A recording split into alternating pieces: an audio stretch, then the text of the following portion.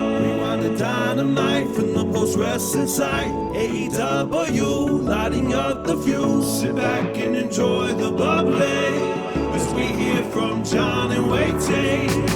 Where we're going, we don't need roads, and if the buck stops here, this thing might blow. Everything you hear are opinions of the show, and if you don't like it, go to the forums and let them know. Hello, welcome to Rewind-A-Dynamite. I'm John Pollock, supported by a mint tea, and I'm joined by Wai Ting. How are you, Wai?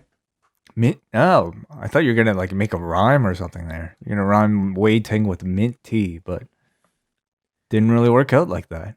I mean, you are. I'm sure if I was more on my game, I could definitely conjure something up. But yeah, no. Maybe you could have said Wai Tea. T is the first initial of my last name. I'll come up with something good later in the show. Okay. I'm sure something will dawn on me. But how are you? Good, man. Pretty good. I'm in that state where like I'm a little kind of like sleep deprived. So I'm this is going to be like it, but it's not the sleep deprived where I don't have energy. It's the sleep deprived where I have energy and I don't really have know what I'm saying. Like I'm not thinking about what I'm saying before I'm saying it. So those are always the best shows. It's going to be a great podcast. Yeah, I could tell. Okay, well that's great. A happy birthday I want to extend to your roommate. Yes. Wow. Well, thank you. Yes, it is Paul. It is the star of Total Recall, Pauline, my fiance's birthday today. So yeah, we did a bit of celebrating earlier. Had some nice tacos. I bought her some plants. She's plant obsessed. I guess you found out through Instagram, or was it the wife? It may have been my wife that informed me it was your birthday. Oh, this struck up quite the friendship over plants and all this other stuff, which is really nice to see. Well, that's wonderful. What? See, look, I guess your options are very limited. Not just the fact that you had to work tonight, but also, I mean, what is there to do beyond getting creative with like a meal at home?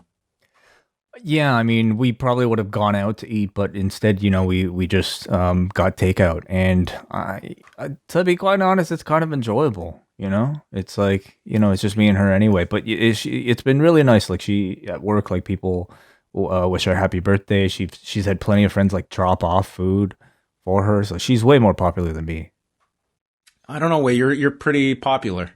We will be coming up on our. We are. I realized this like the other day when I was thinking that like my birthday is not all that far away, as is yours. It's like 2 months away. Actually, like a month or so away. And I'm realizing yours is 2 days after Revolution. That is right. Yes, we got the Revolution date. That's March 7th. My birthday's March 9th. What date does your birthday land on this year? I guess a Sunday. I guess so, because yours is Tuesday. So yeah, mine is 5 days after. I don't think we'll have anything on either of our birthdays. Amazing. Great. It's, an amazing unless you want to do a special podcast. No, for our birthdays. I don't. No? I'm going to give myself the night off. I don't know why. I'm just going to like hang out at home. But that's I don't think we need to do any kind of a birthday podcast. But what was I saying? It's because last year, like I was all set. I've told this story before, but I was all set to have a party at my house. I had multiple people that were coming over on the Friday after my birthday. My birthday was a Monday last year, and I was going to have everyone over on a Friday. And what happens on Wednesday, March the 11th? Rudy Gobert ruined my birthday. That was March 11th. Okay, so we're approaching, like, to me, that's when the pandemic started. So when most people, it was like Rudy Gobert and Tom Hanks. It's like, oh my God, this is real. And then my birthday was supposed to be the Friday, and on the Thursday, every single person that was supposed to come to my party individually canceled. Oh, we were set to go to Tampa. Like we shut everything down. Like that to me is the anniversary of this entire thing for us, at least in our part of the world. So, but so what do you do? So obviously no gathering this year. As I've gotten closer, it's like a year ago, I never in a million years would have envisioned that. Well, this will be something that a year from now won't be that much different. But obviously, won't be doing any kind of birthday party this year. No, unfortunately not. I mean, you and I used to like have an annual tradition of like having a big party at a bar for our birthdays together. And, it would be quite the highlight. But, the year prior, we had stopped. We just put an end to it. I think, a combination of like maybe getting too old, maybe having fewer friends than usual, just as a part of that part is certainly true. Yeah. Well, I really do think, I do feel that we should, if all things being equal, like we're in a much better state a year from now, I think we should do it. Like for when we turn 38? That's how old we would be turning, yes. That's a weird number to be doing like a big party for, but I think it's really our last grass. It should be like the season finale or the series finale of our birthday parties, and like get to have an excuse to invite all of your friends for one specific reason. Well, why not wait till 40? Isn't that a better draw? No, that's way too far off. I think you got to do it while there's going to be an appetite for people to go out and do such things. Okay, all right, I'm down. I'm down, man. Provided we're allowed to by that point. Okay, this is the clip we save, and then next year we'll laugh at ourselves like, man, back when we thought the strand of the virus wasn't going to be what it turned bars into. even exist anymore by then. Oh, man. All right. I think people hate when we talk about it, but it's whatever. Oh, they love it. Are you kidding me? That's what they hate. I definitely get the messages. Like I definitely get the messages when I talk about COVID-19. It's stunning that we talk about this stuff, that it is an issue. But hey, it's our world. We're going to talk about it. Did you get up to anything else today? I watched a bit of the Superstar Spectacle. Okay, Superstar what did you? Spectacle. What were some of your impressions? I guess you didn't see the entire show, but what were some of your takeaways? Felt like a nice little house show specific to that market. And I'm sure if you're a part of that market, you probably would have enjoyed it. Yeah. Not much to really say from my end. Like, it's not like any of the talent you see there will be making the jump to the main roster or even NXT, I think, anytime soon. It's just, Could you imagine one of those, especially the two giants that they were promoting, Giant Zanjeer and Dilsher Shanky? I could imagine one of those getting thrown into the Rumble. I could see somebody being just put in as like a cameo spot in the Rumble. Yeah, very possible. Yeah, just to kind of throw a bone to acknowledge that, hey, you exist.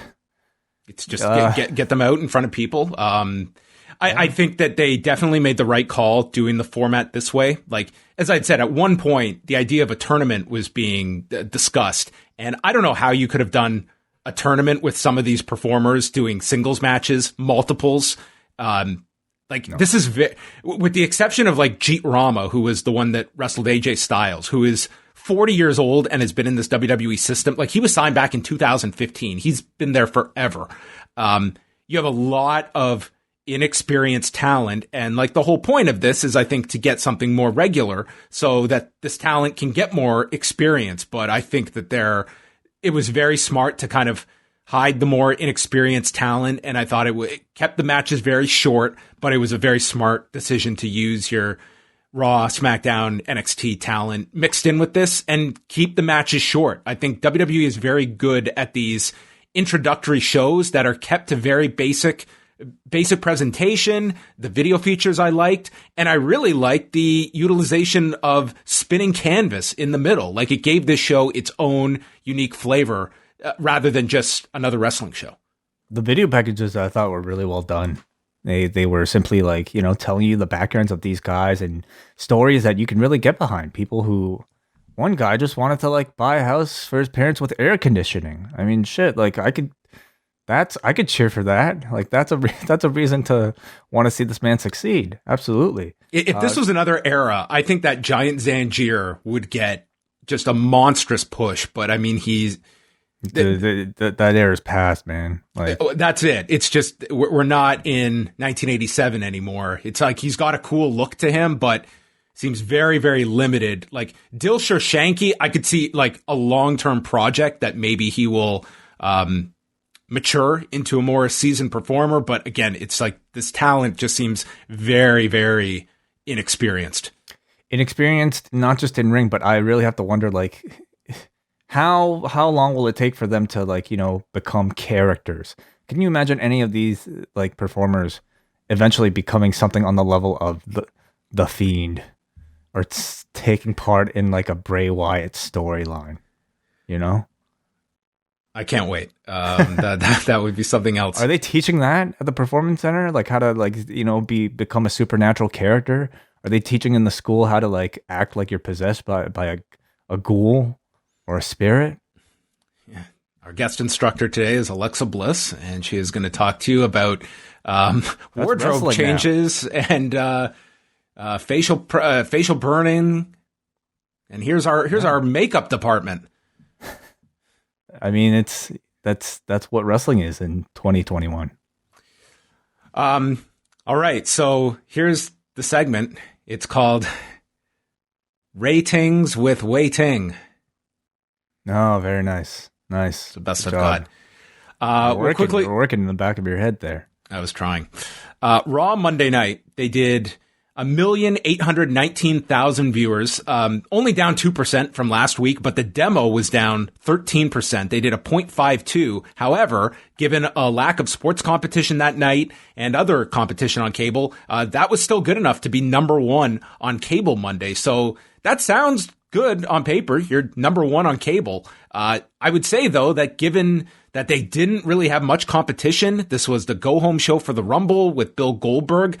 I think he'd be a little disappointed that the demo fell to such a degree. But, I mean, you look across here and, I mean, they were down in several of their key demos. The audience was about equal to last week. They were up slightly with their older plus 50 audience, but nonetheless, they were number one on cable. And in Canada, they were up a decent amount from last week. They didn't have a Toronto Maple Leafs game to contend with. They did just over 307,000 viewers. So a good figure in Canada for Raw. But I would say that the demo being down, I think that would be a little disappointing given that you had Bill Goldberg advertised. And going to our point on Monday, Wai, I thought it was like a giant mistake not to at least promote even the day of that Edge would be on the show, much less making an announcement of substance. Like, how many times do we get teases of something that it's ultimately a letdown of what the news is? This was a big payoff to something that you didn't take advantage of. I agree. I think when you're dealing with a ratings slump, I think any advantage you can get is something that you should promote to its maximum potential, and that Edge return certainly was. Would it have made it? You couldn't have even gotten to the trap of overhyping it because the payoff was justified. They could have teased this all night long, and it's you as the viewer would probably be thinking like, oh my God, is he going to announce like his return or something? And then you get that payoff at the end. I don't know. I was very confused by that decision to like, we know they don't typically do this week in advance stuff, but at least day of, I thought, just to get that last minute buzz for the show. I really don't disagree at all. Now, if they did do that, how much do you think the ratings would have actually improved though? Well, I don't think, you know what? It wouldn't have hurt. You would have had something newsworthy. Like, what have we seen, throughout, the last number of times when they've had a big news story? There is a curiosity factor. Like when Becky Lynch was going to make that announcement at the beginning of Raw, we didn't know what it was, but that was didn't they announce it earlier in the day? I don't. They might have announced that one earlier. I don't think so. Because wasn't Becky like they just said Becky had a big announcement? Because like otherwise, why would Asuka be surprised? Right? That's right. Okay, so if I'm remembering correctly, that's what they said. Becky Lynch has an announcement at the beginning of the show, and once she made the announcement, the audience grew coming out of that as well. But even Drew McIntyre a few weeks ago, like there was an increase in that first hour because everyone wanted to hear from Drew McIntyre. It's like when you have something newsworthy, people are curious to hear about it. And if you just are kind of dangling that, like Edge has a significant announcement tonight on Raw and just leave it at that, people will speculate what it's going to be. It wasn't going to hurt the number. It wasn't going to turn people off. Look at the entrance Tony Khan inspired what he said. The game is shifting. What were his words? The tides of the balance of power is shifting. Like everybody thought that was going to be something huge, and that was enough to get me interested in that night's edition of Dynamite. Every week, I think they should say the balance of power is shifting. Yes, it's like the pendulum. That can be the battle each week. It might be shifting if Raw continues in this direction. Also number one on cable Saturday night were the UFC prelims. They did 1.4 million viewers, a 0.54 in the demo. It was interesting to look at the UFC prelims versus Raw, where UFC won in most of the demos except for who they got edged out in women 18 to 49 by Raw. But the big difference in that Raw did almost 400,000 more viewers. It's the over 50 audience. That's the demo that Raw crushed the prelims in. But everything else was either very close or UFC won out.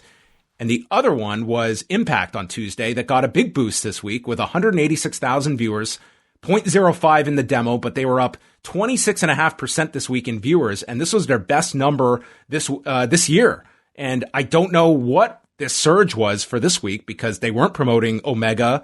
They had Matt Hardy and Private Party advertised. I can only imagine that these 186,000 viewers were tuning in for the Fire and Flava Fest. I haven't seen that, but I heard it was terrible. It's awful. It was an awful segment. Like for all the good that Impact has done, I will say this, from Wrestler's House to Who Shot Johnny Bravo and the ensuing stories that came out of that. And then this, when Impact tries to do comedy, sometimes it falls right on its face. This was such a disjoint. This segment, it's one of those two where they're going to say, oh, it was meant to be a bad segment. Then they should be very happy that I'm destroying this segment and reacting in this fashion. It was just a total, they literally called it a dumpster fire during the segment, but it's like everyone's talking over one another. It was just a total mess. It was train wreck television and just amateur hour, complete amateur hour. There was no redeeming quality to this segment. It was 4 minutes of awful. I think like there's definitely like, you know, that type of like so bad it's good type of thing has worked well for Impact in the past. You know, like I feel like much of the Broken Hardy stuff was of that level, but some things are just simply bad. And I don't know if that's the type of press that Impact is looking for right now. I mean, they are catching a good amount of momentum, I feel, from the Kenny Omega involvement, from the AEW involvement, which I think has a big part to do with this week's increase. But I think hearing, you know, that they're creating contenders for a worst segment of the year is not exactly the thing that'll help it, unfortunately. But yeah, we'll see if it carries to next week. And Trey Miguel returned. Yeah, what's up with that? Guess, you know, he ended up going back to Impact, and I'm sure he's going to be a significant player on his own in Impact. They were already getting behind him in a singles capacity last year, and I would imagine this year, without the Rascals, he will be a top guy, I would say, this year. So we'll see if it turns out to be a good move for him career-wise. Since this is going to be happening early Saturday morning, we won't really have time to chat about it on SmackDown. I just want to go over the card for the New Beginning show that New Japan has Saturday morning. This is the show headlined by Shingo Takagi and Hiroshi Tanahashi for the Never Openweight title. I'm really stoked for this match. I have very high hopes. Me too. Absolutely. The combination of, you know, this incredible brawler, just kind of, you know, fighter in Shingo Takagi and a guy who absorbs damage so well and like tells story out of like taking damage, as well as Hiroshi Tanahashi, I think will bring out the best in both guys. I look forward to that a lot. It's only a 5-match show. No DQ between Will Ospreay and Satoshi Kojima. The Great Okan versus Hiroyoshi Tenzan. The loser must stop using the Mongolian chop. It's such a silly storyline or a silly stipulation for New Japan, but it's working. Like I've heard plenty of people talk about this. It's one that I don't really know how you book, because I can't see them having Tenzan just beat Okan, yet it's hard for me to see Tenzan without the Mongolian chops either. So I'm intrigued by that stipulation. I just could not imagine a time when you would tell me that New Japan is going to run a semi-major show that will only have 5 matches, and one of those singles matches will be a Hiroyoshi Tenzan match. I would have said you're out of your mind. You know, but if you keep throwing out those like big stipulations, like, you know, no longer being able to do your signature move, like this is the time in the guy's career to throw those out, because maybe this is it.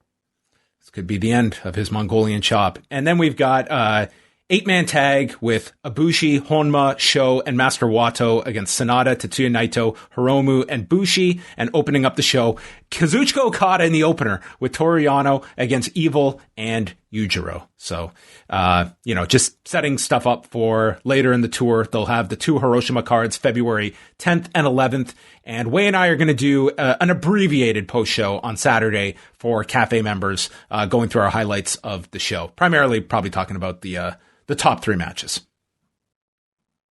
Yeah, just to get you guys all caught up, and probably just to get caught up on any major storyline happenings. But primarily, we'll be talking about the singles matches and who gets to keep the Mongolian chop. Who gets to keep that the vaunted Mongolian chop? And the final story, Wai, not a ton of news tonight, but has this entered your world, Wai? Ben Askren boxing Jake Paul on April 17th in an 8-round boxing fight.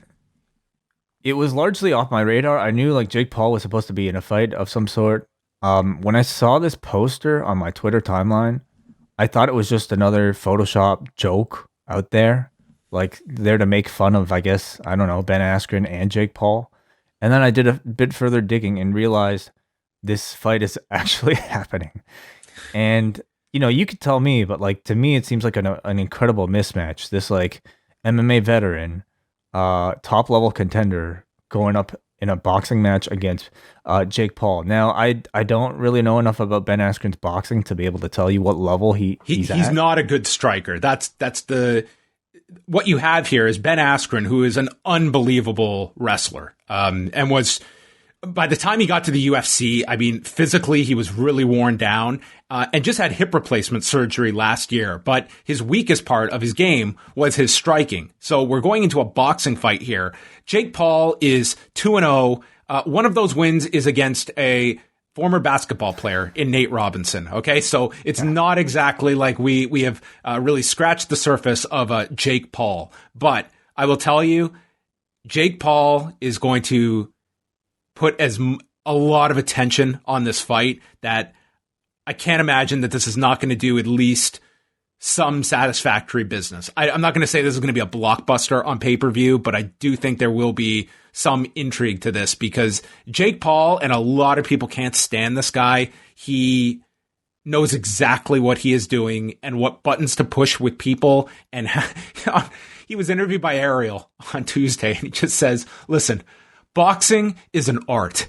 MMA is just a brawl. It's like this guy knows exactly what he's doing to piss off he wants to make this Jake Paul versus the MMA world, and Ben Askren is the guy that is representing MMA. So listen, you can criticize the Paul brothers all you want. They have been thus far very successful in gaining a lot of attention through their social media platforms and appealing to an audience that probably is not buying too many boxing shows every year. So this is another interesting test, but it's the same group, Triller, that did the Roy Jones Jr. Mike Tyson fight, which Jake Paul fought on the undercard of. And he said, the biggest news, Wai, I don't want to bury the lead, Snoop Dogg will be back to call this one. Oh, man. Yeah. I mean, to me, it's like, I hate to say it, but as a very casual MMA fan at this point and pretty much a non-boxing fan, there are enough elements here to at least make me intrigued to know about the outcome of it. You are the person that they are aiming this for, that has at least... I'm not going to pay for this shit. Are you kidding me? No way. But I'll find out. I'll be curious. It'll be on my radar, and I'll be curious to find out who wins. And that's fight promotion, isn't it? So are you telling me, what are the betting lines like for this right now? I haven't seen lines. Let's see here. Okay, let's. What does the world think of Jake Paul's chances against a UFC fighter? I really have no idea how this will turn out. Ben Askren again, he had hip replacement surgery. You know what I mean? Striking it's something that. It's a wonderful freak show fight. It's a wonderful what if. That's it. It's you take a YouTube star with some boxing experience, and you take a poor UFC striker, and who wins? And for most people, what is the image that is most associated with Ben Askren of recent memory? What comes to mind? Getting knocked out in 5 seconds by Jorge Masvidal, and the idea that, oh my God, I want to see that again. Okay, so sports betting dime. Who do you think's the favorite? It's got to be Askren, right? Minus 155 favorite, Jake Paul. Oh, man. That's awesome. And Askren plus 105. This is so ridiculous. This is obscene. But you have to watch this interview that Ariel did with Jake Paul. Like, it was just... Dude, Ariel is like, he always has like the best questions to just throw out. And he said, I was on your Instagram, Jake, and you follow two people. You follow Triller and Ben Askren's wife. Why is that? Oh my God. And dude, Jake Paul is like, man, Ben Askren's wife is thick. And Ariel's like, thick? And he's like, yeah. He's explaining it. He's like, what do you mean? Ariel knows exactly what he means. Dude, Ariel knows exactly. Ariel's just putting the breadcrumbs for him to follow along the path of what he's setting out. And he's like, it's thick, but THICC, two C's at the end. He's explaining it. Dude, it was hilarious. This fight will do well. God. This fight's going to do very well. I have no doubt. Just based on your reaction to this. Oh, yeah, for sure it will. Anyway, what's that? What's the date? April 17th. Okay. And I guess there's like some confusion. Like, I haven't followed this story too closely, but Logan Paul, his older brother, is supposed to be fighting Floyd in a couple of weeks. But there's like... I forgot about that. Well, no Jesus one's talking Christ. about this. And literally Logan Paul has had to come out and say... He had this weird message where it was like... What kind of a world do we live in? Well, it's like some people are unsure if this fight is even going to be happening or not, but it's...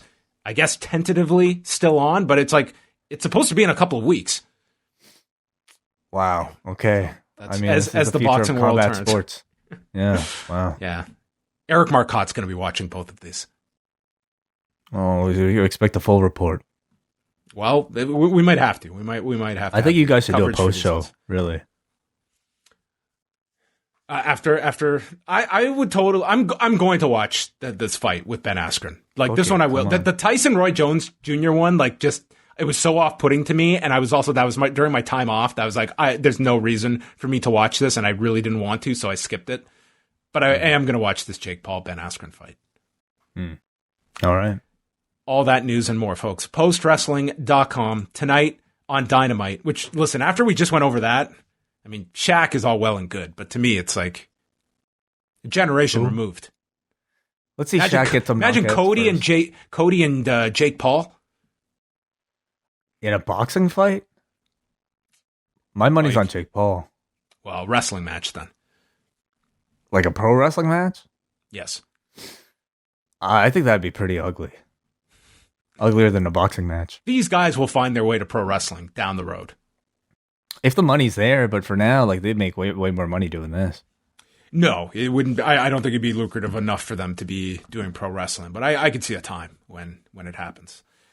All right, Dynamite. This was a taped show. Hey, before that, a few things to promote for the weekend, John. Oh yeah, I'm very bad at this. Tell us what's coming up, Way. Well, first of all, tomorrow it's the main event. Our WrestleMania season in the post wrestling world has come early because it is the BDE Up Next Rumble, which you can watch at twitch.tv/upnextpodcast. I believe, what time is that supposed to be? 7:30? 7 Eastern, yes. 7 Eastern, okay. Yeah, tune in. I'm going to wipe the floor with every single person entered in this thing. They're going to be sorry that they even clicked on that Zoom invite. It's not going to be pretty, everybody. I'm going to take back my crown. I'm going to face Braden Harrington in the WrestleMania Up Next game. Anyway. What number have you drawn? I'm number 2. Number 1 is Andrew Thompson. And I'm not. So you have to go through everybody? Like, how is this going to work? Easy. I have no idea. I don't know if it's like, what am I supposed to answer? Like 30 questions or something? I don't even know. Anyway, if I get thrown out early, I'm just gonna probably leave and watch TV for the rest of the night. But whatever. Anyway, are you gonna tune in, John? Are you a surprise entrant? You're not telling anybody? I'm not. I may tune in. Perhaps I will be definitely. I will have Davey in my thoughts that this goes without a hitch. I know that Davey and Braden are both organizing this. that means Davey's organizing this. So I totally put my hats off to Davey for the most ambitious game that he has ever come up with. He has had some amazing games that he has put together. This is definitely the most ambitious. So for his sake, I'm rooting for this thing to be an overwhelming success. The Logan Paul KSI of Up Next games. Martin Bushby's going to be in this. Benno's going to be in this. Dude, Martin Bushby, I don't know if we can put him on that early. You better have a parental a language advisory. Parental discretion is advised when Martin Bushby has a live microphone. Yeah, you should have heard what he said about me. It's not pretty. Like I really should have edited it. There was some sincerity in there, man. That guy was like, I know, shooting for the hip. I've seen the looks he gave me in Japan. You know, we all noticed them. It was very tense, I know. But, I will say, I think we have the time slot advantage for those guys. I mean, it's going to be, like 5 a.m., 3 a.m.?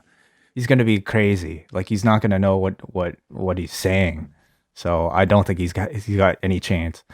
Anyway, that's the BD Rumble, everybody. That's Thursday at 7 p.m. Eastern Time. And then on Friday, it's a live edition of Rewind to SmackDown, where you will be taking your phone calls, and it'll be a lot of fun. A lot of phone calls, as always. Saturday, as John said, new beginning. And then Sunday, it's the Rumble, Royal Rumble post-show with me, John Pollock. Probably taking some phone calls for that too, for all of our Double Plus patrons who are listening to this podcast live right now. And also, to end the whole weekend, Rewind-A-Vision with me and WH Park, somewhere in there. So lots of great stuff. Oh, and the Wrestling Adventure. I forgot to mention that. That will be dropping Thursday. Andrew and Martin will be dropping that show, and they'll be chatting about the 2002 Royal Rumble, featuring Vince McMahon and Ric Flair, Triple H's big Rumble victory, The Rock and Chris Jericho. So they will be talking about that from 19 years ago on what an adventure that will be as they go back to the Royal Rumble 2002. It'll be a great way to kind of like bond in the loser circle with the two of them. Damn. Wai Ting. You get on the wrong side of Wai Ting, folks. There's no coming back. That's all I'm going to say. I'm very concerned for the other 29 because Wai Ting, he's in fight shape. Listen, I you guys think it's a game, but real feelings have been hurt already. You know, I've heard some of your promos on Jordan Goodman's Unnecessary Conversations. It's not a game anymore. Wai's playing Unnecessary Roughness on Thursday night, so get set for that.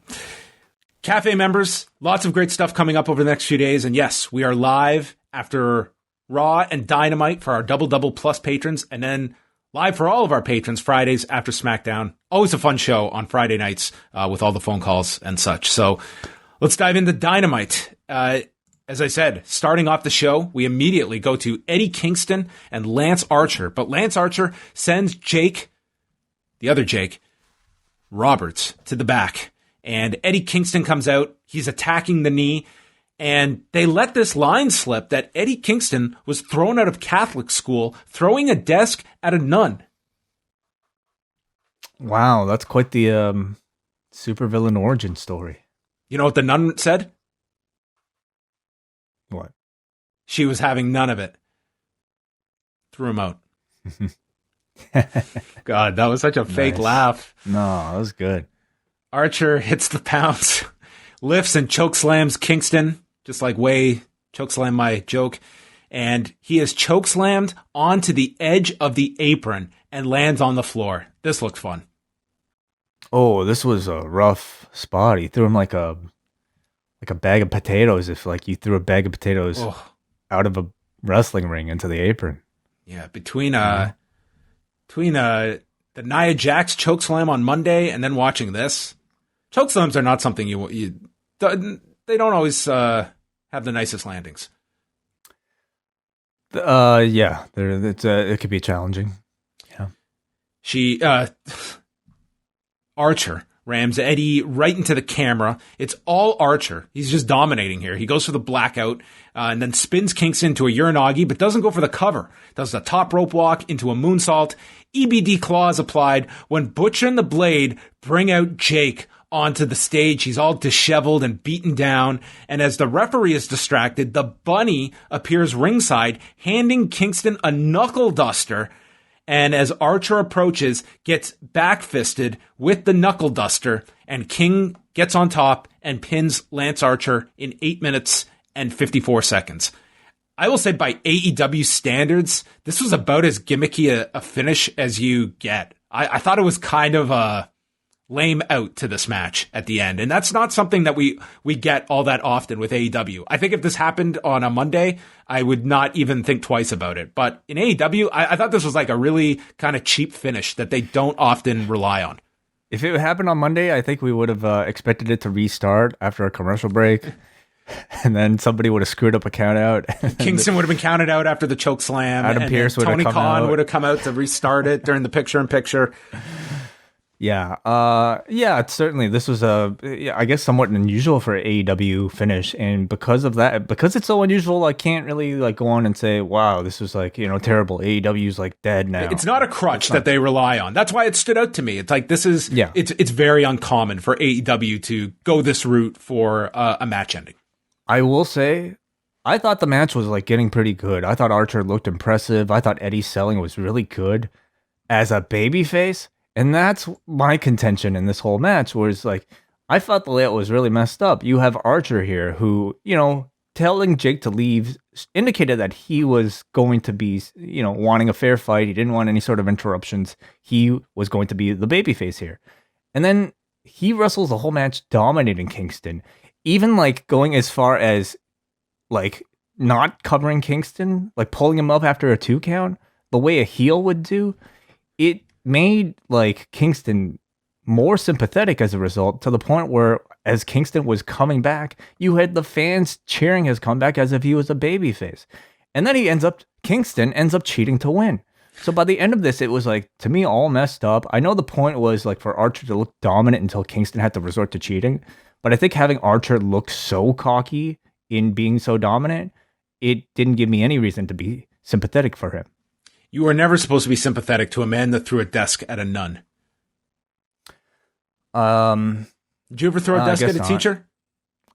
I don't think I could have lifted a desk at any point, like in my school career. In 4th grade, I can't remember the exact circumstance, but my teacher was pretty livid at me. And he told me to go put like he told me to go do something essentially with my desk, like put something away.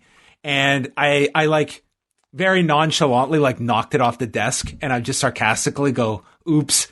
And he's pissed. Like he's like red in the face. Damn, John was like a badass in school. You were one step away from Eddie Kingston, I think. Well, no. Stealing chocolate bars, like killing Tamagotchis, and let me finish the story though. So he's like fuming at this disregard for his instructions. So dude lifts up my desk and he throws it, dude, towards all the jackets at the front of the classroom. Throws it. Turns around and yells in my face, oops. It's like, whoa, this dude's nuts. Whoa. He was really upset. Which, listen. You could get fired for that right now. Well, I mean, this was mid-90s. So it was before cell phones. Playoff rules in school. So, I mean, I could sympathize with, I was a bit of a dick. So I could understand that. And being like, this is 4th grade. You're teaching 30 of us. Most of us who are just like, annoying as hell 10-year-olds. So, you know what? You probably got a short fuse. And at some point you mellowed out? I think, honestly, dude, like I was such like just the total like comedian. Like I probably just made some crack, and then I had to go and like literally, I think I told him like, what am I supposed to do right now? Am I to go lift up my desk and put all the stuff back together? Like this is, you've thrown my desk. All the sheets have come out of it. It's like we have a real mess in this classroom now. That's a really violent overreaction, I think. For 4th grade? You kidding me? Well, I mean, it was... You poor thing. I feel bad. I wasn't thrown out of school, though. So afterwards, Butcher and the Blade hit full death onto Lance Archer, and then Kingston hit another back fist. So the baby faces / heels left Lance Archer, the babyface / heel, laying in the ring, and we will continue this bizarre program among Spy versus Spy. Yeah, I love both guys. I liked what I saw in ring until the finish, but not a fan of this feud. I think it's been a little bit confusing for me, maybe not for other people, but overall I do think it's been a real step down from their previous programs. Revolution is officially announced by AEW for Sunday, March 7th at 8 p.m. Eastern Time. And we had a tape promo from Jon Moxley, who tries to recap the Elite storyline. And he doesn't think they're all going to stay together. There's too much drama. Just like the Young and the Restless. And dude, I had flashbacks. I'm like, oh my God, he's going to do a WWE promo right now trying to enforce or insert his pop culture references from a bygone era. He says that Pac and Phoenix are friends, but they're no longer friends with Eddie Kingston. And he's trying to get all of the storyline straight. He says, listen, I like my beer cold, my coffee hot, and water at room temperature. I like sex in the morning to start my day because I don't like to overcomplicate things. I love me a good 6-man tag, so saddle up. It's going to be a wild beach break. It will be incendiary. And by the end, Moxie's just like the cool, badass babyface at the end of all of this. Yeah, I know. Wow. Water at room temperature. This dude's wild. And he has sex. Wow. What a badass. That's great. Yeah. Oh, no, this is cool. This is a good promo. We had another promo that followed it. Sting and Darby Allin are in the abandoned shack that I guess they were doing those promos of when Undertaker was going to return that everyone was hoping was going to be Sting like 9 years ago. And they address Team Taz. Sting calls Darby a hoodlum and says, Allin says that in the streets, it doesn't matter about rules. All it matters is survival. So he takes his skateboard and he throws it through the window. Sting admits, I too am a hoodlum. This was just the funniest dialogue that Sting had to recite. And then he takes his bat and starts smashing the windows. I had such a Rocky Balboa, Robert Balboa moment here with these two. Right down to, I was just waiting for Darby to tell him, yeah, you tight with Tony too. You tight with Tony Khan too. And it will be showtime at Revolution. The promo ended and JR said, Hoodlums. That's some strong stuff there. What was this? The Hoodlums. This could not have made Darby look less uncool if they tried. Well, I think this is, we're inching ever closer to Darby Allin getting Sting in his middle-aged body to jump out of a moving vehicle or a bridge or something. I think this is the warm-up to that, Darby Allin is being positioned as a really weird guy who just does crazy shit. Like maybe we're going to get like vignettes of the Hoodlums together. Maybe they're going to steal some hubcaps next week and spray paint some graffiti at Daly's place. I don't know if hoodlum is the right term because like he's more of a, I think he's just more of a, I don't know, like guy who likes to lose his possessions because he just threw his skateboard into this window that he's going to have to fetch, right? Yeah, Sting at least held on to the bat. I thought it was really funny. It was super weird. Like Sting is kind of leading into this whole Darby relationship more as sort of like his comedic self. And Darby's just straight up like kind of high school weirdo. So Darby comes out here cutting this like very kind of deep emo promo, and Sting's whole demeanor is like, yeah, I'm a hoodlum too. And like, he's kind of like the dad who's trying to be cool to keep up with his teenage son. And I kind of thought it worked, Again, they haven't really said a whole lot in this relationship between the two in any of their segments, but I chuckled at sort of the weird simplicity of this one.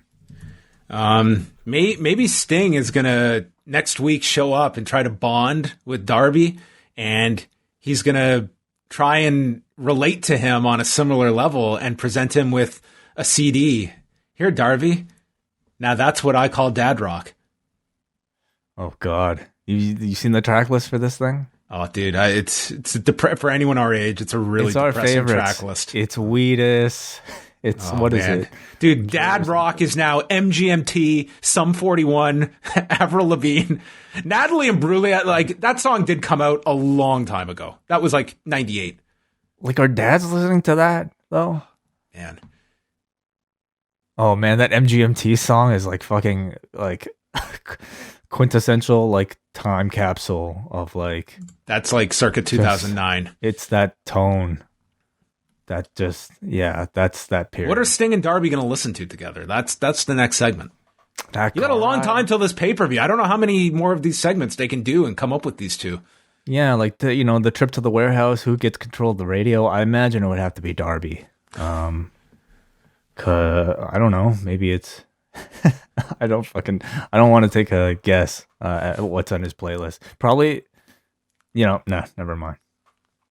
Let us know, everybody. What are they listening to on their trip? Yeah, and which are your favorite father-son combination now? Steve and Darby, or Dom and Ray?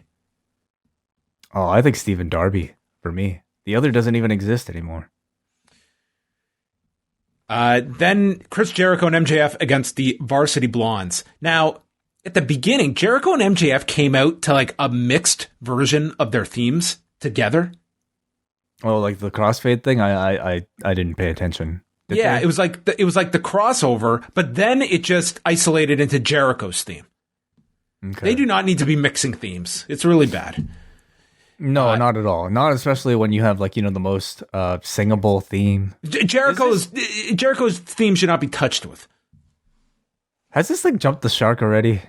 I mean, like, is it still cool anymore? By the time like an audience gets in there, I mean, it's going to be huge anytime an audience gets there. But like, it feels so forced now. Because it's now watching. That's singing. Exactly. It's like when I'm watching, any late night show now, and it's like it's the staff and the writers laughing at the jokes, and they can laugh and it sounds normal. But I'm listening and it's in my mind that like these people wrote these jokes and are laughing, and I can't take the laughter as any kind of like genuine reaction. Yeah, I think like really to set it up, like Jericho should take it away for a few weeks. Like if they do get crowds back. Well, mix it with MJF's theme, and guaranteed it's going to go away quick when fans come back, because it sounded really. I think you hire Snoop Dogg for a remix. Snoop Dogg just remixes all this stuff, and there will be no fan engagement. So MJF says that he and Sammy need to have a talk after this match, and then he mocks Griff Garrison and reminds him about embarrassing him the last time they were on TV together. Griff just blasts him, and Griff Garrison and Brian Pillman Jr. are just the ultimate young babyface tag team. Like again, it's amazing to me how much they feel like they are lifted directly through time travel from like the WCW power plane. Dude, I think these 90s. Two sit down and their whole weeks are watching like, early 90s, mid 80s, like babyface territorial wrestling, and almost like just doing every little trick that they can learn. Everything, like going like hot tag, come in, you clean house, and then you like doing this sort of pose, like Eric Watts, like type of like generic babyface pose, and it's so awesome. Throwback watching them. But it makes them stand apart, especially amongst so many modern young bucks like teams now. What also works is the fact that their gear looks like really like it's clean. It looks very professional, and the hair. The hair helps too. The hair is from the early 90s completely. Yes. Yeah. This is Chris Jericho of like 92. That's like what they're playing. Garrison is handling both men, double splash, double spear. Then Pillman super kicks Jericho for a near fall. There's, Pillman then goes for a springboard into the Judas effect. And then Jericho hits like a picture perfect lion salt, I guess, as like validation for anyone that doubted him last week. He just smiles into the camera, and this felt like an obvious statement after last week, which, I mean, it was just an awkward setup. I didn't think it was really, nothing on his part, but nonetheless, I mean, he hit a great one this week. Oh, he hit a picture perfect one. Yeah. And then paused to look right at the camera as if staring into all the critics. I'm still somebody who believes that the risk is not worth it because it takes one bad one for things to go completely change for his career. That was really scary last week. Yep. And at this point, like, is he getting that much of a reaction from the move to be justifying that level of risk? I personally don't think so, but it's the man's body. He is obviously incredibly competent and confident with it. So, yeah, I mean, enjoy it. I just wish that he would finish with it more often to make it more of a valuable move than just a transition spot like it is most days. And in the inner circle. Man, I love the Varsity Blondes. I think they looked fantastic here. And MJF and Jericho were like so great at feeding them and positioning them to look like big deals. Yeah, I think that they're like a great pairing, and you can see like they are. You can see like these guys. I would imagine like in between matches they are studying tons of tape. It's so clear, and I think you can see like that level of dedication they have, and it's showing in their presentation. I'm really curious about like what sort of coaching goes on in the back. You know, like if we'll maybe hear about it someday in some more interviews, because like all their young talent, especially on this episode, I thought just so many of them showed such incredible like improvement over like, you know, like from the time they started in AEW to now. They all circled with the middle fingers. Pac was in his empty church, in his ring gear, of course, calling Don Callis a clown, Omega and the Good Brothers dirty mongrels, and me and Phoenix will exemplify brotherhood and hurt them as revenge next week. This was the best 15 seconds. So is this guy like overseas again or what? Do you know what's going on with him? I don't know if he's back home, but I mean, he will be there next week. So, I mean, he'll be back in time for next week's show, but I would imagine, yeah, like he lives over there. I'm sure he's... Like, does he not, he doesn't have permanent residence in Florida by this point? No, I think he's been living overseas. That's got to be such a nightmare going back and forth and quarantining. Like, well, he was gone for so long. Like that was the whole thing. Like, yeah. So earlier tonight they did the AEW awards, and the main point was Shaq doing an on cam challenging Cody to name the time and day, calls him a little girl with his blonde hair, and suggests that they do it in March. So Tony Schiavone brings out Cody and Arn Anderson. Shaq also wanted us to buy a printer. Yeah, and pizza. Cody and Arn are brought out to speak to Tony. And Cody's doing one of his like break the fourth wall promos at the beginning where, yeah, I'd love to come out here and do the hard sell promo of me and Brandy against Shaq and Jade on March 7th, but I can't. Because Brandy is pregnant. And he's going to defer to Arn Anderson because he got chewed out by Arn for taking Peter Avalon lightly. And he's going to ask Arn to decide what he should do for Revolution. And Arn says, you deserve to get your ass chewed out. And you're about to become a dad. And that's the most important thing. And he brings up the date, June 29th, 1985. Does that ring a bell? Because on that night at the LA Forum, your dad fought Tully Blanchard for 30 minutes, got into a plane and flew across the country in order to watch your birth, which was June 30th. And Cody is like in tears listening to this story from Arn. He said that there's a good amount of time between the pay-per-view and the birthday. And it's hard to go out there and capture the public's attention to the level of facing Shaq. This is a once-in-a-lifetime opportunity. He then goes and puts over Shaq, who dominated his sport for 19 years. And Cody, I have an idea for you to consider. And out comes Red Velvet. Now, before we get to Red Velvet's part, WCW went out of business in 2001. Arn Anderson was brought in by WWE with the loss of WCW. He worked there until 2019. And they said, your most valuable contribution is with a behind-the-scenes role. This guy was amazing in this segment. This promo was tremendous. He was so great. Absolutely great. To be fair, I don't know if you would ever get this Arn in the WWE scripted, you know? That is a large problem. That is a very large problem that we would have put Arn out there with a script for somebody. When this is Arn being told, go out there and sell this tag match and introduce the new partner, which is probably was his direction. I don't think anyone sat him down and said, let's go over this story that only you would remember of who Dusty faced the night before his son was born. I mean, this was just an unbelievable promo.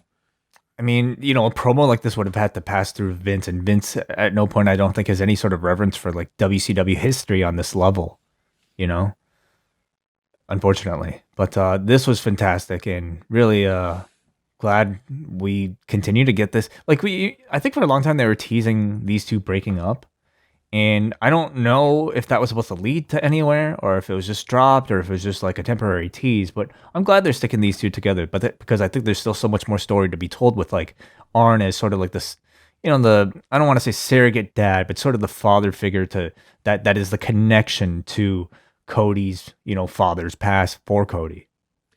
Cody, you remember 51st dates? Cody, you listen to Joe Rogan this week? So out comes Red Velvet, and Red Velvet says she's fed up and tired of being attacked and watching Brandy get disrespected by that big mouth coward when Jade Cargill knows that Brandy can't defend herself, and I'm about to stir your bitch ass up. And it's left with the idea that Cody and Red Velvet will challenge Shaq and Jade Cargill at the pay-per-view. That was our segment. I thought Red Velvet sounded tremendous here. This was an excellent, true introduction for her to the Dynamite audience. And hard to even compare this to like what we saw with that waiting room segment. No comparison in terms of, I think, effectiveness and how I left the segment feeling about this program. I thought Arn served her up perfectly, and Red Velvet killed it with her promo. She came across really well. It made her feel like a big deal as opposed to just somebody who walked in here to stop something, and then we cut to cell phone footage of Thunder Rosa talking. A mess, that segment. But this, listen, this is a very ambitious tag match when you're talking about, you know, three relatively inexperienced performers in the ring with Cody. Like, even for, you know, a Red Velvet for the matches she has had, but, you know, Jade Cargill and Shaq, like this, it's a very ambitious to do this on a live pay-per-view. Do you think it's better than Brandy being in it, though? Yes. I think so, too. And, I mean, they're going to craft enough spots around it that I think, you know, it is. This is one different. where they should have this one laid out very, very well. In advance. And it's going to be Jade Cargill and Red Velvet perhaps doing the bulk of the work. So, yeah, we'll see what they have in store. I do think, you know, it might be one of those cases where you have Shaq doing something crazy at the end to help you forget about it all. Maybe a splash. You know, maybe he can outdo Snoop Dogg. Well, the bar has been set with Snoop Dogg's Frog Splash. So, do you see this being like a big deal for the pay-per-view? I would think that this should, like, TNT should really have an incentive to promote this heavily. Yeah, it'll be big, you know, just because you have Shaq attached to it and Shaq can blast it all out on his social media. TNT will definitely get behind it on their various programs. For that reason, I think it's definitely worth doing alone. As a match itself, is it any sort of draw for your typical AEW hardcore fan base? I don't think so. I think it's a spectacle. It's just kind of a curiosity at best, you know, but as long as they fill the rest of this card up enough to satisfy that audience, go nuts with this sort of stuff that you need right now to reach a wider demographic that's not here for Kenny Omega or the Bucks. Yeah, they need to try things like this. It will be interesting to see, like if Shaq is able to attract an audience that is willing to pay for this. Like, is this, and that will really depend on the lead up to this and the promotion that they are able to get outside of the wrestling bubble. We got a video of Kip Sabian and Penelope Ford inviting everyone to the wedding next week, and Miro is bringing Charles the butler. who is free after the wedding. So what a run this has been. It's not been that bad, is it? Didn't even have to do anything tonight. So yeah, he's been fine. All he had to do is tell Orange Cassidy, tongue in cheek, that yeah, Miro's my best friend now. And dress up in a nice suit. I mean, come on, you look better. Hangman Page versus Ryan Nemeth, who is the younger brother of Dolph Ziggler. Don't know if you could tell the relation. He looks exactly like him, complete with blonde hair and same tights. Yeah. Like Ryan Nemeth has been around for a long time, but for this, I would imagine a lot of people are seeing him on national television for the first time, and most would know his relationship with Dolph Ziggler. I just don't know why you would so lean into that. Like, he's doing all of Dolph Ziggler's spots. He's doing like the hip swivel. He's doing like that headstand that Dolph used to do.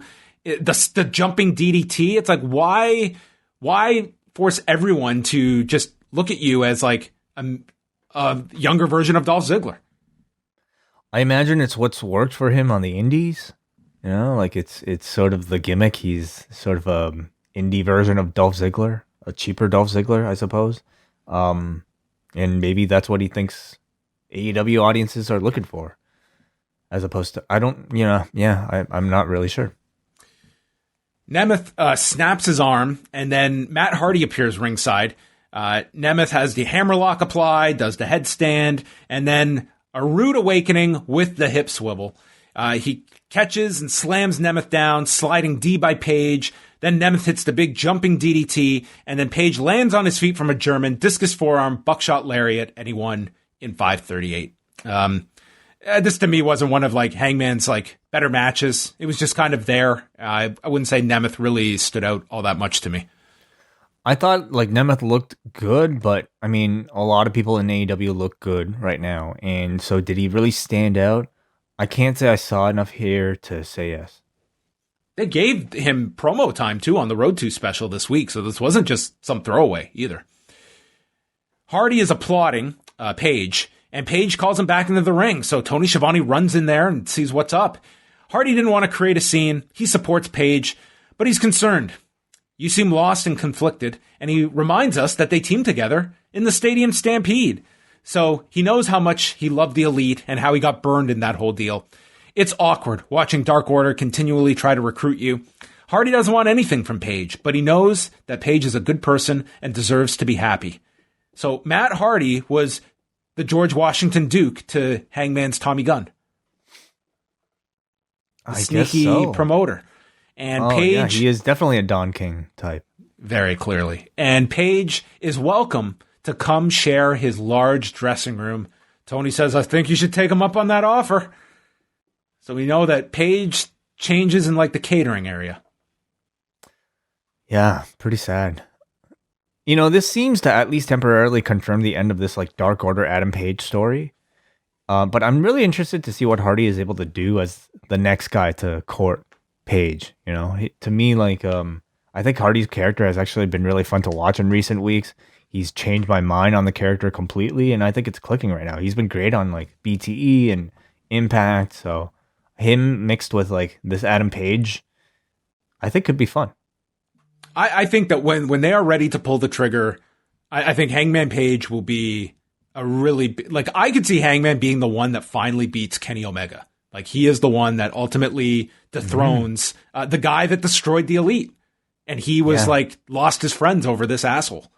Hard to me to think of another person who would like, you know, be best qualified to like dethrone Kenny than former tag partner, right? It's like they've always kept this like dangling. Like, this guy was really burned by like, he was the innocent victim in all this, and ultimately he gets the last laugh over Kenny Omega. Dax Harwood and Jungle Boy. We have Cash Wheeler and Tully Blanchard handcuffed to Luchasaurus with head of security Charlie Ramone handcuffing them. Harwood gets surprised early on. I will say this, when Jungle Boy came out and throughout the match, I know it's like all the wrestlers and extras that are humming the theme. So it's not really an authentic reaction, but they're definitely training you, the viewer, that when they do have crowds, like, this will be a theme that's very popular. Oh my God, for sure. Like, it's their, you know, they have the Jericho thing and now they have another one. So Tony Khan was absolutely, I think, very wise to spend this money. It's sort of your next step to get Jungle Boy over. But I have to say, this chant is like, it's equal parts totally awesome and totally obnoxious. Like imagine being at like a show and having like a guy like right behind you next to your ear scream, oh, like the whole fucking match. Guys, I'm going to fucking sit up there, and if you want to come join me, that's fine. But I fucking hate it here. I know WH is an 80s music fan, but man, I think he's got his limits. No, you bring up a great point. I would never want to sit near that person.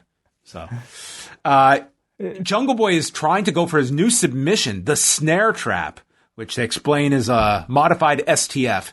And Dax escapes and goes to the floor, and they're calling Dax the Axe. Dax the Axe. Dax the Axe. So there's chops from Jungle Boy, and then Dax kicks him low in the gut. It's almost a low blow, but not quite. Jungle Boy gets shoved into the rail. They go through a break. Dax hits this gigantic back suplex off the top, which looked nuts. And Jungle Boy lands on Dax's arm, which he proceeded to sell for the rest of the match. Dax hit the slingshot into a Liger bomb, which looked devastating. And then Jungle Boy gets up, multiple Germans, and Dax continues to sell the arm. Dax eventually fakes out Jungle Boy, hits a DDT for a near fall, and then we get all these back and forth covers, bridges. Dax uses an O'Connor roll, Jungle Boy gets out, Schoolboy, and then when Dax kicks out, he gets the snare trap, and then traps the arm, so we got like a regal stretch, and Jungle Boy submits Dax Harwood. I thought this match was a lot of fun. This and the main event, to me, were the really strong in-ring matches of the night. I don't know if I've ever seen Jungle Boy look so good, especially in a singles match setting. And this is where I really would love to know what sort of coaching he's been getting in AEW, because I feel like he's grown so much as an all-around performer. He's not just sort of your cruiserweight spot guy. I thought in this match he showed excellent babyface aggression and urgency, so fluid in his movement. Good promo, I thought, in the video package too. So he really seems like he's on track to live up to everybody's high expectations.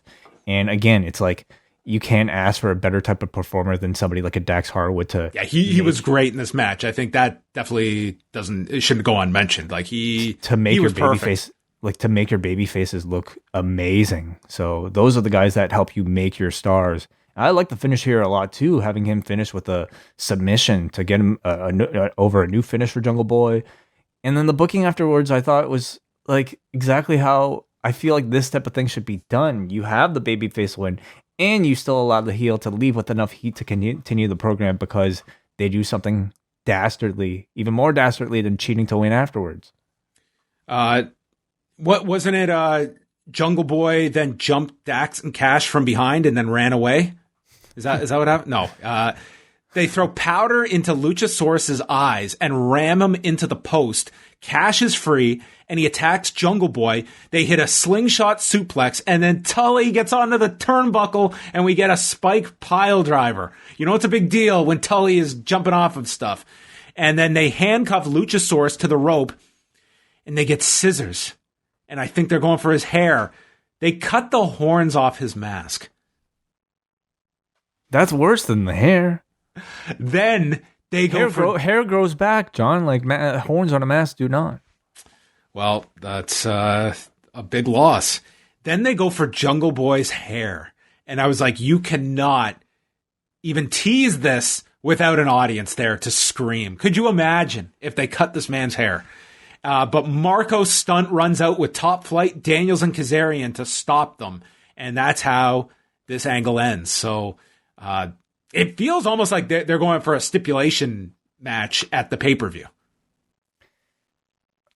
I just don't know what the stipulation would be. Can't do hair versus hair, nor horn versus hair. I mean, FTR don't have that much hair to begin with. Maybe Tully has to grow his hair. Like Jungle Boys. Okay. That would be quite the long-term stipulation to see through. Yeah, Dax and Cash don't have much to give up. I mean, they're not under masks. They don't have hair. Cash has some hair. Dax has none. Tully barely has hair. Yeah. Anyway, I don't really care what the stipulation is because I thought the finish was just great. The booking was great. Match was very good. Good post-match angle that carried this further. I mean, they cut the man's horns off.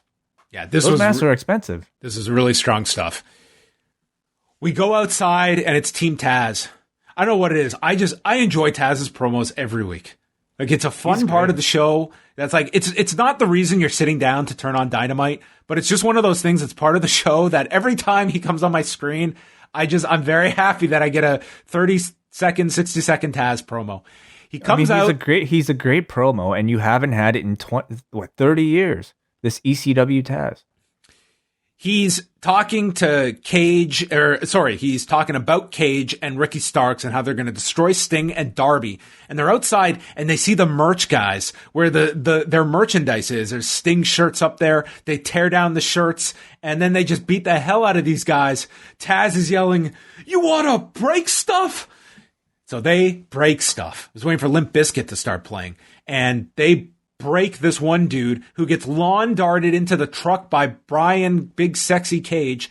And then Ricky Starks dumps a guy through a table, and Cage and Starks are going to beat your ass in that street fight.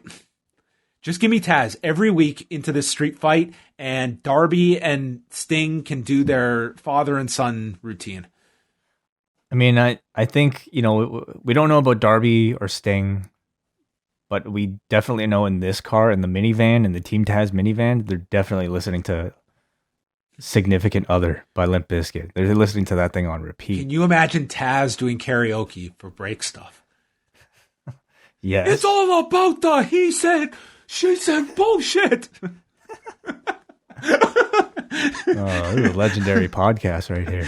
Oh, man. I love Taz. I think this character is awesome. He's one of my favorite parts of Dynamite every week. Like, great beatdown. He's my leading candidate. Like, him and Arn, like, just great promos. Consistent. Arn, we don't get consistently, though.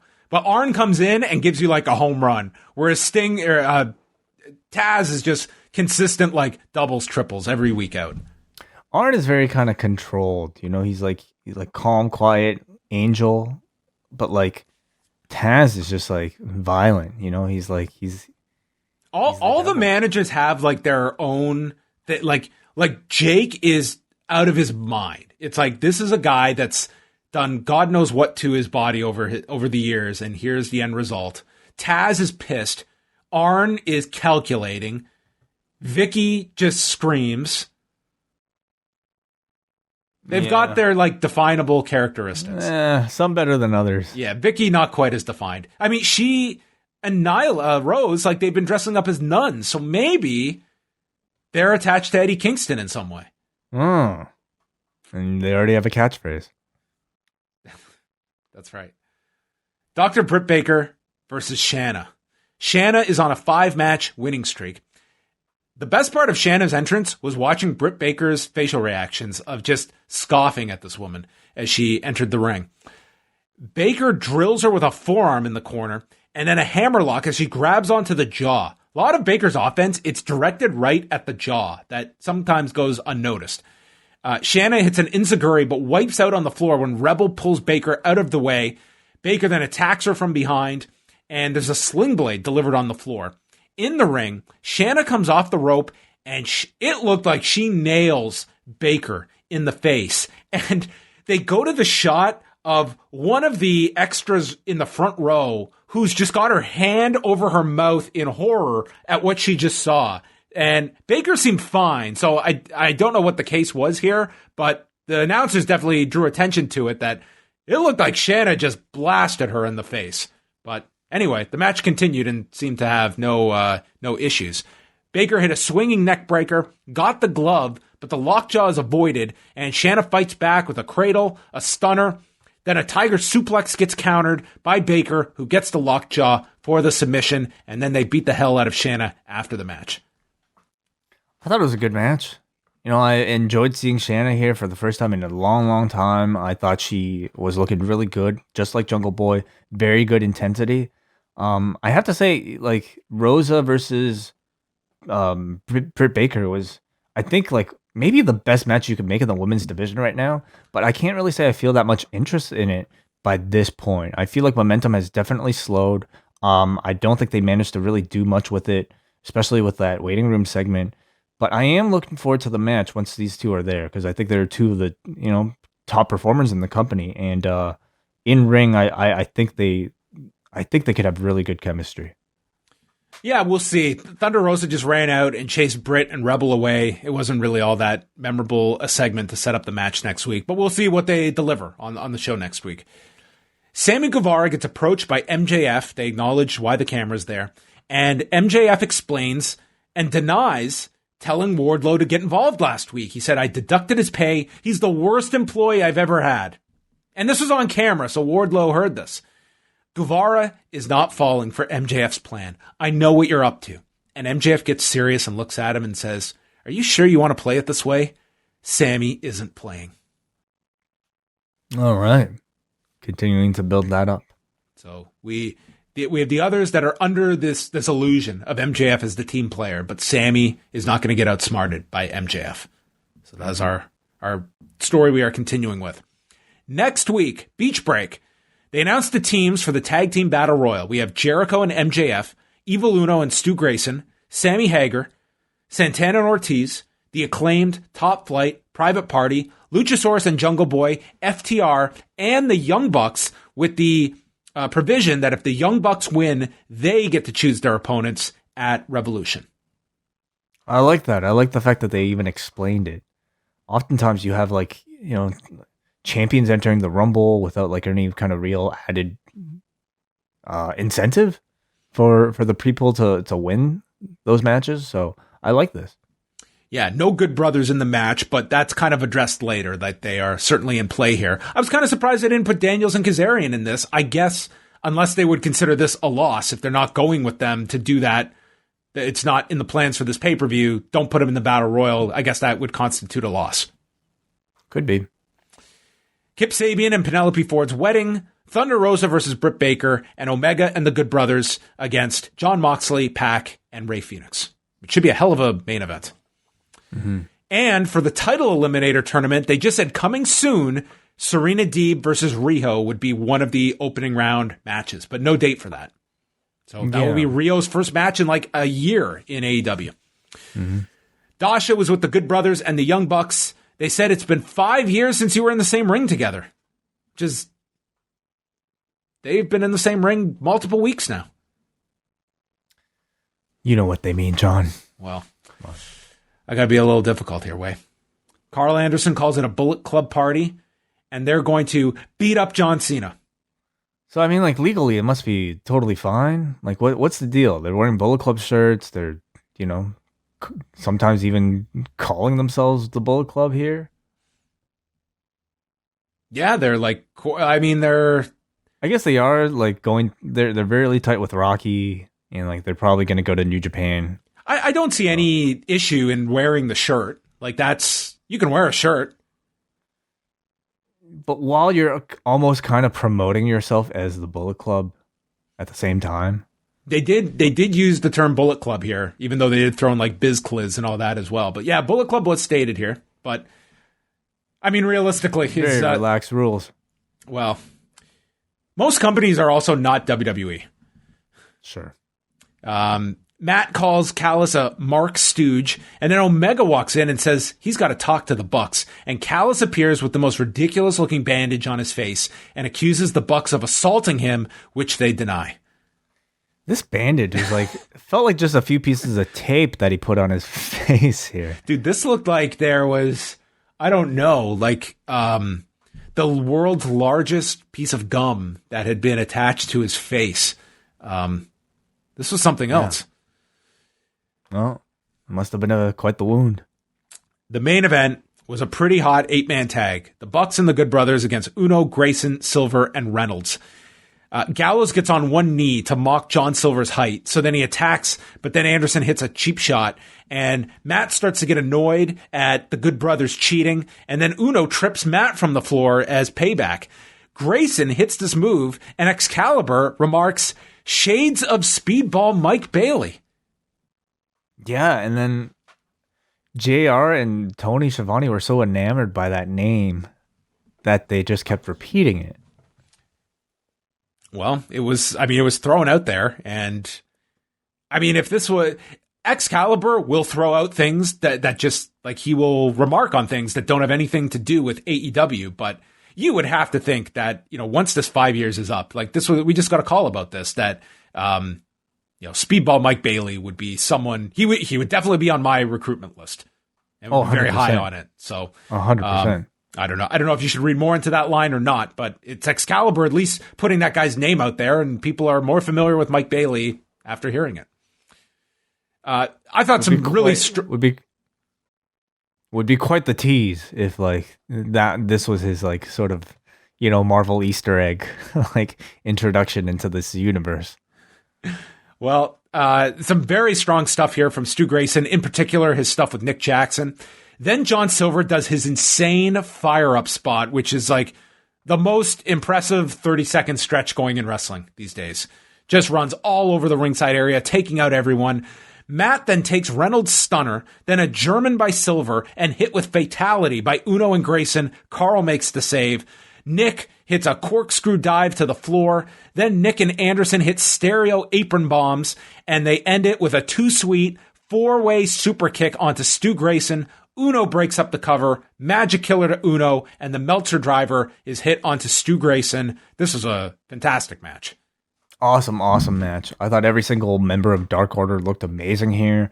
They've really kind of figured out a formula to make their up and coming baby faces look great against these veteran heels. All these guys, the Varsity Blondes, Dark Order, Jungle Boy on this episode, all looked tremendous. So this was a great main event. Yeah, I thought all the Dark Order guys looked great. In particular, I thought Stu Grayson really looked great in this one. But this was a really, really great match. Matt says that next week, whoever wins the Battle Royal gets the shot at the tag titles at the pay-per-view. But if we win, we get to choose. And as they look at the Good Brothers, they state it can be anybody. Phoenix then runs out and springboard drop kicks the Young Bucks as the Good Brothers stomp down Phoenix. They go for the Magic Killer. Phoenix avoids it. Moxley appears and sends them to the floor, and Phoenix hits the most insane Tope Con Hero. He nearly cleared the barricade. Omega then runs out, wielding his boot to attack Moxley, and runs right into the paradigm shift, so he's left unconscious as Cool Man John just stands on the turnbuckle, mouthing off to end the show. Room temperature, John Moxley. Room temperature, 6 a.m, John Moxley. Yes. Yeah, entertaining show overall, I thought, and some good promotion for Beach Break and Revolution here. Yeah, I really would recommend the main event and the Dax Harwood Jungle Boy matches. I thought they were really strong stuff on tonight's episode of Dynamite. Well, let's get some feedback, Way. Do you want to go over the poll results? Yeah, let's go to forum.postwrestling.com where cafe members can leave feedback for every edition of our reviews. What did you guys think of AEW Dynamite this week? An 8.63, bouncing back in a very big way. Noah from Vaughn is our first piece of feedback here. He says, a really great episode tonight. Why WWE never used Arn Anderson as an on-screen character the past 20 years is a travesty. He was fantastic in that segment, and Red Velvet stood out too. She's been great on Dark, and I'm glad she's getting some spotlight. Jungle Boy versus Dax stole the damn show and was one of my favorite Dynamite matches yet. Everything was so crisp, hard-hitting, and tremendous grappling. Jungle Boy is going to be a main event star in no time. All the other matches were quite entertaining too. 9 out of 10. We get a Kate from Montreal who says, after a bit of a dip from last week, this show seemed to do everything right. Dax versus Jungle Boy exceeded my expectations, which were already pretty high, and I think it'll feature on some of the best of 2021 lists as a best television match. Great showing from Red Velvet in her first promo. I'd liked her in-ring work since she showed up on Dark, but I think tonight she showed that she's ready to join the main roster. 9 Tarzan Boy chants out of 10. Well, following on that note, Nick writes that Tony Khan licensing Tarzan Boy will go down as one of the best purchases he's ever made. Jungle Boy felt like the complete package tonight from his entrance through his amazing match with a technically gifted wrestler like Dax. Also loved Matt Hardy getting involved with Hangman. It makes Adam feel important. Plus, it's easy to empathize with the lone wolf who finds it hard to ask for help. Felt like some of the details of the Inner Circle match were a bit rushed, and the Darby Sting promo had some serious retribution vibes, but I'm excited to see where both stories go nonetheless. Way more skeptical about Cody and Shaq, but we'll cross that bridge in March, it seems. The main event was strong as well. Loved John Silver's explosive cannonball, but hopefully the inner conflict in the Bullet Club gets resolved soon, as the Bucks aren't great in these kinds of scenarios. Overall, a solid week. Hoodlums are gonna hoodlum, I suppose. Is that their official name now? The Hoodlums? The Hoodlums? Oh, God, I hope not. It was a very WWE, like, stamping a name and hitting you over the head with it in that segment. I certainly hope not. So, the Bullet Club conflict is the Bucks are cool with Gallows and Anderson, but not... No, they know that Omega and Don Callis lied to them, and I guess with the Good Brothers, they were there and ready to jump in and replace them. So I guess they're skeptical of the Good Brothers, but I guess more leniency towards them. And ultimately, they want to challenge them. Yes, that was definitely the implication. What do you see that as the match? That's certainly the most heavily teased thing. And given the lineup of tag teams, I mean, it just seems like a weird fit to go Jericho and MJF. And I would say that is the next most viable team of the ones presented. I think you will get to Good Brothers versus Young Bucks at some point, but I don't know if it'll be after this Battle Royal. I think they'll probably have some other match going on at Dynamite with the Bucks and another one of their teams, but then do, Gallows and Anderson versus the Bucks somewhere else, maybe down the line. It seems a little too obvious to me, but sometimes, the obvious booking is the perfect choice.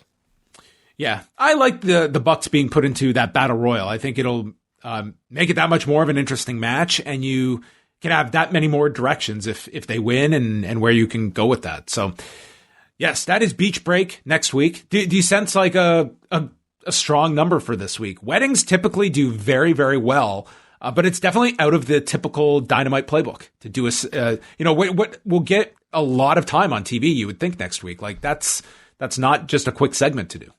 Man, for me, the wedding ranks really low on the list of like attractions for next week. I mean, I'm just speaking as like for me, like sort of feeling like a member of like AEW's more hardcore fan base.